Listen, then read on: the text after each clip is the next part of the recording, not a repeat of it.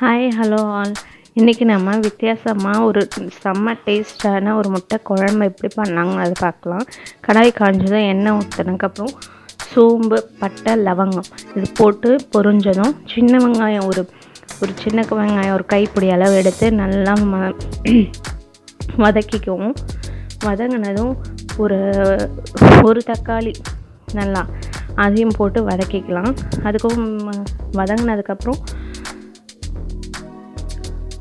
குழம்பு மிளகாத்தூள் இருக்கு இல்லையா, அதுவும் நல்லா பச்சை வாசனை போகிற வரைக்கும் வதக்கிட்டு தேவையான கொஞ்சம் அந்த பச்சை வாசனை கொதிச்சா தானே போகும், அதுக்காக கொஞ்சம் தண்ணி ஊற்றி நல்லா இந்த மாதிரி கொதித்ததும் நம்ம புளி கரைச்சி வச்சுக்கணும்.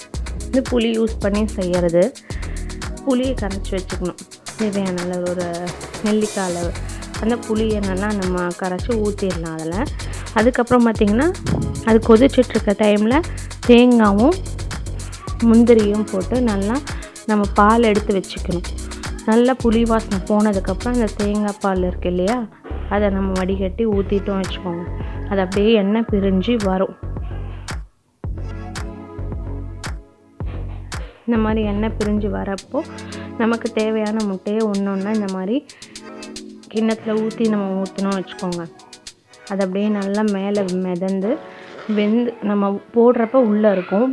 வெந்ததுக்கப்புறம் இந்த மாதிரி மேலே தனித்தனியாக சூப்பராக நம்மளுக்கு கிடைக்கும். இது பார்த்திங்கன்னா உங்களுக்கே தெரியும். நம்ம போட்ட ஒவ்வொரு முட்டையும் அழகாக அது போட்டு நம்ம கலரிகிட்டே இருக்கக்கூடாது. போட்டு ஒரு 5 மினிட்ஸ் அப்படியே கொஞ்சம் மீடியம் ஃப்ளேமில் கொதிக்க விட்டோன்னா இந்த மாதிரி நமக்கு சூப்பரான முட்டை குழம்பு ரெடி ஆயிடுச்சு. இது தோசை, சப்பாத்திக்கு ஆல்சோ சூப்பராக இருக்கும். கண்டிப்பாக இதை ட்ரை பண்ணி பார்த்துட்டு எப்படி இருக்குன்னு சொல்லுங்கள்.